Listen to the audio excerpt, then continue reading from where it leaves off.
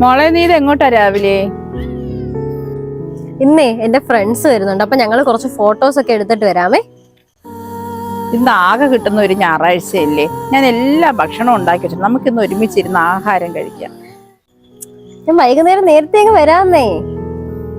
പോട്ടെ.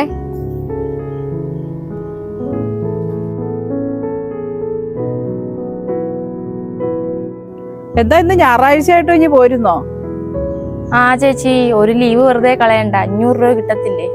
മോളെ നീ ഇത്രയും കഷ്ടപ്പെട്ടിട്ട് ഈ 500 രൂപ വെച്ച് എന്ത് ചെയ്യാനാ? ചേച്ചി, എനിക്ക് നാട്ടിൽ കുറച്ച് സ്ഥലമുണ്ട്. ആ സ്ഥലത്ത് ഒരു വീട് വെച്ച് താമസിക്കണമെന്നാണ് എൻ്റെ അമ്മയുടെ വലിയ ആഗ്രഹം. അപ്പൊ ഈ 500 രൂപയായാലും 1 രൂപയായാലും എനിക്കത് വലിയ വില തന്നെയാണ്. ഇന്നത്തെ കാലത്ത് സ്വന്തം സുഖം തേടി നടക്കുന്ന മക്കളെക്കാളും ഭേദമാണല്ലോ ഈ കഷ്ടപ്പെടുന്ന മക്കളെ കാണുന്നത്. ഒരു സന്തോഷം തന്നെയാണ്. എന്താ ചേച്ചി പറഞ്ഞത്?